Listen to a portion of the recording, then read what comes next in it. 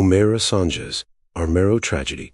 On November 13, 1985, 13-year-old Omer Assange was at home in Armero, Colombia, when Nevado del Ruiz volcano erupted 30 miles away, triggering a lahar that would destroy her town. The volcanic eruption had melted glacial ice on the mountain's peak, creating massive mudflows that raced down river valleys at speeds of up to 37 miles per hour. These lahars, composed of water, rock, sand, and debris, had the consistency of concrete, but moved like a flood, picking up everything in their path including trees, buildings, and vehicles. At 11:25 p.m., the first lahar struck Armero, a town of 29,000 people nestled in the Lagunilla River Valley. The wall of mud and debris was over 130 feet high in some places, completely overwhelming the town's defenses and emergency preparations. Within minutes, 85% of Armero was buried under several feet of volcanic debris that hardened like cement as it settled. Omera was in her family's house when the lahars struck, trapping her under the concrete roof and walls that collapsed when the mudflow hit. Her legs were pinned beneath a door and other debris, while cold, contaminated water filled the space around her up to her chest. Her aunt and brother had also been trapped in the same area, but both died within hours from their injuries and hypothermia. For 3 days, Omera remained conscious and alert, speaking with rescue workers and journalists who gathered around the site where she was trapped. Despite their desperate efforts, rescuers couldn't free her without heavy equipment that wasn't available, and attempts to pull her out risked causing further injury or collapse. The water around her was filled with debris and human waste,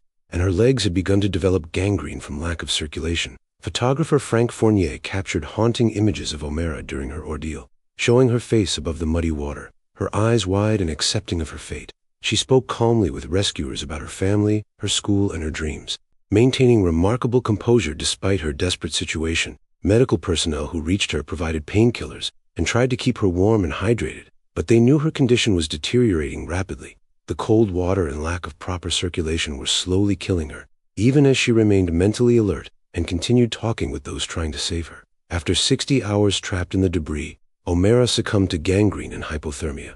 Her death became a symbol of the Armero tragedy, which killed over 25,000 people. The government's inadequate warning system and emergency response were heavily criticized, and Omera's story led to improved volcanic monitoring and disaster preparedness protocols in Colombia and around the world.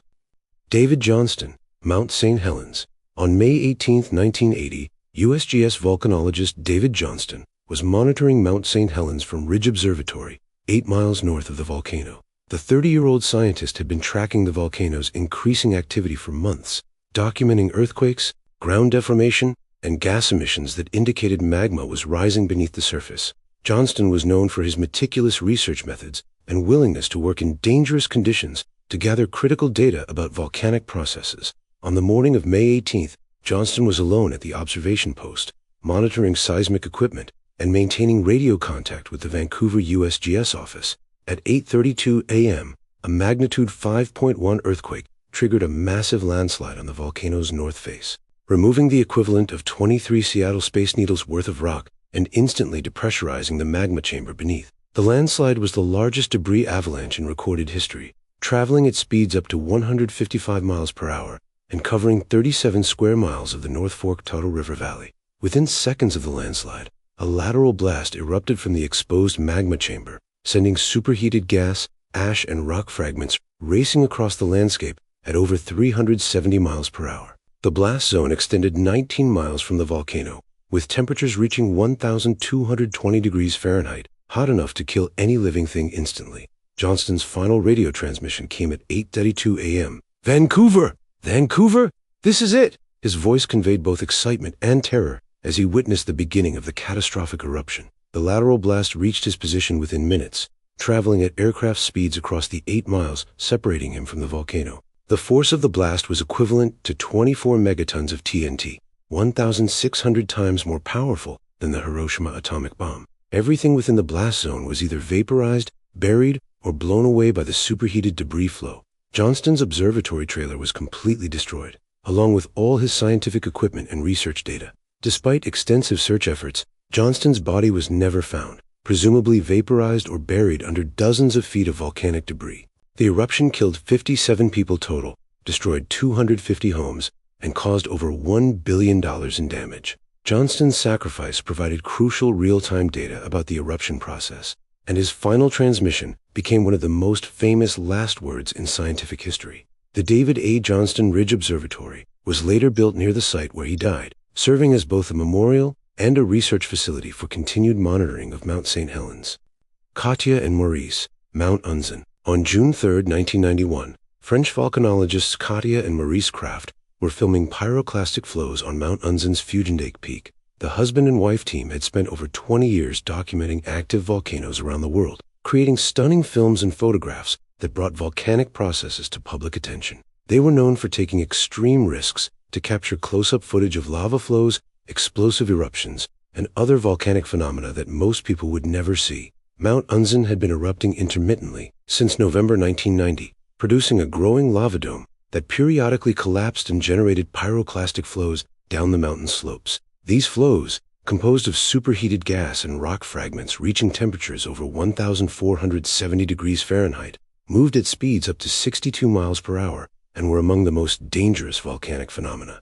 The Crafts had arrived on Unzen several days earlier to document the ongoing eruption for their latest film project. They had established a position on a ridge they believed was safe from pyroclastic flows, based on previous flow patterns and topographic analysis. However, volcanic behavior is notoriously unpredictable, and the flows generated on June 3 were larger and more extensive than previous ones.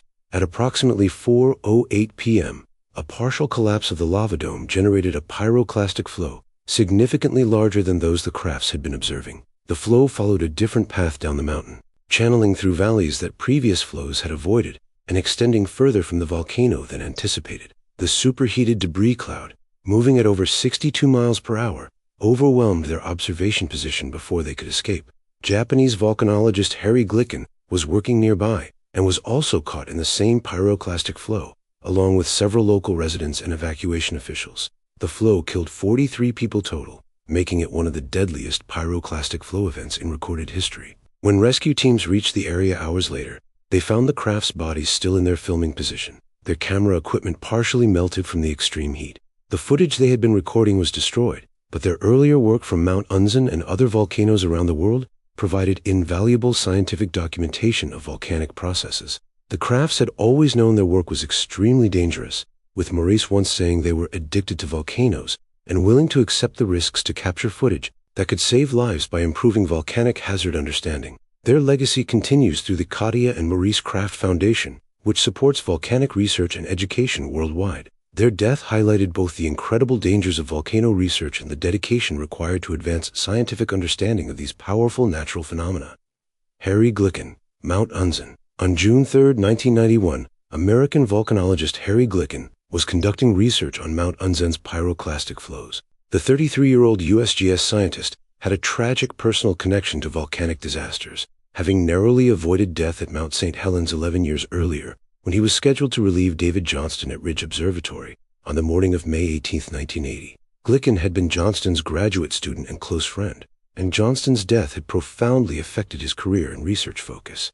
After Mount St. Helens, Glicken became one of the world's leading experts on volcanic debris flows and pyroclastic phenomena, dedicating his career to understanding the processes that had killed his mentor. His research on the 1980 eruption and its aftermath had provided crucial insights into how lateral blasts and debris avalanches behave, information that was vital for protecting people living near active volcanoes. In 1991, Glicken was in Japan studying Mount Unzen's ongoing eruption as part of his research into pyroclastic flow dynamics and hazard assessment. He had been working closely with Japanese scientists and local officials to understand how the volcano's behavior might threaten nearby communities. The mountain had been erupting since November 1990, producing a growing lava dome that periodically collapsed and sent pyroclastic flows racing down the slopes toward populated areas. Glicken was positioned in what was considered a safe area based on careful analysis of previous flow patterns and volcanic history. He was collecting temperature measurements, gas samples, and photographic documentation to better understand how pyroclastic flows develop and spread. His work was part of a broader international effort to improve early warning systems and evacuation procedures for volcanic disasters. On the afternoon of June 3rd, a larger-than-expected collapse of the lava dome generated a pyroclastic flow that extended far beyond the anticipated danger zone. The flow reached speeds over 62 miles per hour and temperatures exceeding 1,470 degrees Fahrenheit as it raced down valleys that had been considered safe. Glicken, along with the Crass and 40 other people, was caught in the deadly surge before he could reach safety. The pyroclastic flow killed him instantly, adding another tragedy to a life already marked by volcanic loss.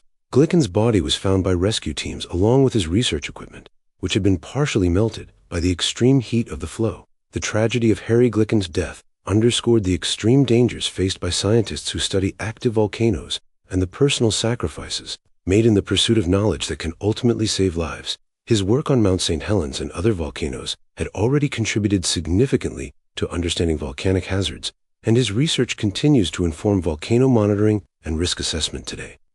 White Island tourists. On December 9, 2019, 47 tourists and guides were exploring Wakari/White Island, New Zealand's most active volcano. The privately owned volcanic island, located 30 miles off the coast of Bay of Plenty, had been a popular tourist destination for decades, offering visitors the rare opportunity to walk on an active volcano and see steaming vents, sulfur deposits, and crater lakes up close. White Island had been showing increased volcanic activity in recent weeks, with elevated gas emissions and minor steam explosions, but these changes were not considered unusual for the volcano, which had a long history of fluctuating activity levels. Tour operators continued running daily excursions to the island, believing the risk level remained acceptable for guided visits. On the morning of December 9th, multiple tour groups had landed on the island, including passengers from the cruise ship Ovation of the Seas and several helicopter tours. The tourists, ranging in age from teenagers to elderly visitors, ranged from around the world, including Australia, United States, United Kingdom, China, Germany, and Malaysia. They were exploring the main crater area, taking photographs and learning about volcanic processes from their guides. At 2:11 p.m. local time, with no immediate precursory warnings, White Island exploded in a phreatomagmatic eruption caused by seawater interacting with hot volcanic material. The eruption sent a massive plume of steam, ash, and rock fragments over 1.9 miles into the sky, while pyroclastic surges raced across the island at high speeds. The eruption caught everyone on the island completely by surprise, as there had been no significant earthquake activity or other clear warning signs in the minutes before the explosion. Tourists and guides were scattered across different parts of the crater when the eruption began, with some groups closer to the active vents than others. Those nearest the eruption center were killed instantly by the blast, while others suffered severe burns from superheated steam and gas reaching temperatures over 212 degrees Fahrenheit. Many of the survivors sustained burns to over 90% of their bodies and required months of treatment in specialized burn units across New Zealand and Australia. The eruption created complete chaos on the island, with thick ash and steam, making it impossible to see more than a few feet. Some visitors managed to reach the shoreline where tour boats were waiting, while others were trapped further inland by the ongoing volcanic activity. Helicopter pilots showed extraordinary courage, flying multiple rescue missions through dangerous conditions to evacuate survivors, despite the risk of further eruptions. The tragedy raised serious questions about the regulation of adventure tourism on active volcanoes and the adequacy of warning systems for sudden volcanic eruptions. 22 people died in the disaster, while 25 others were severely injured, highlighting the unpredictable nature of volcanic hazards and the inherent risks of visiting active volcanic sites. Mount Pelée, Martinique. On May 8, 1902, Mount Pelée on the French Caribbean island of Martinique erupted catastrophically, destroying the city of Saint-Pierre. The 4,583-foot stratovolcano had been showing signs of increased activity for several weeks, with small earthquakes, ash emissions, and sulfur odors alarming local residents. But colonial authorities downplayed the danger to prevent economic disruption and population flight. Saint-Pierre, known as the Paris of the Caribbean, was Martinique's largest city and most important commercial center, with a population of about 28,000 people, living in elegant colonial buildings along the waterfront. The city was built on the slopes of Mount Pelée, just 5 miles from the volcano's summit, placing it directly in the path of any major eruption. In the days leading up to the disaster, volcanic activity had been increasing steadily, with ash falls covering the city and forcing residents to cover their faces when venturing outdoors. On May 5th, a lahar had destroyed a sugar mill and killed 23 workers, but local officials continued to insist that the volcano posed no immediate threat to Saint-Pierre. Elections were scheduled for May 11th, and the colonial governor was determined to prevent panic that might disrupt the political process. At 7:52 a.m. on May 8th, Mount Pelée exploded with tremendous violence, sending a nuée ardente, pyroclastic flow, racing down the mountainside toward Saint-Pierre at speeds exceeding 62 miles per hour. The superheated cloud of gas, ash, and rock fragments reached temperatures of over 1,830 degrees Fahrenheit, hot enough to melt glass and metal instantly. The pyroclastic flow reached Saint-Pierre in less than 3 minutes, engulfing the entire city in deadly superheated gas and debris. The temperature was so extreme that people were killed instantly, their bodies flash-burned and often frozen in the positions they occupied when the flow hit. Ships in the harbor caught fire immediately, their wooden hulls and rigging igniting from the intense heat. The flow was so hot that it vaporized seawater, creating additional steam explosions that added to the devastation. Within minutes, Saint-Pierre was completely destroyed, its buildings collapsed or burned, its streets filled with ash and debris. The pyroclastic flow had been so fast and deadly that virtually no one had time to escape once it began moving down the mountain. Among the victims was the wife of the American consul, Clara Prentice, who had written to her sister just days before describing the increasingly frightening volcanic activity. Her final letter, found in the ruins, provided a haunting first-hand account of the days leading up to the disaster. Remarkably, there were only 2 known survivors in Saint-Pierre proper: Auguste Separis, a prisoner who was protected by his underground jail cell, and Leon Comper-Leandre, a shoemaker who lived on the outskirts of the city. Approximately 30,000 people died in the disaster, making it one of the deadliest volcanic eruptions in recorded history. The Mount Pelee disaster led to major advances in volcanology and influenced the development of modern volcano monitoring and hazard assessment procedures that continue to protect lives today. If you enjoyed this video, subscribe for similar ones and feel free to drop suggestions for the next video in the comments.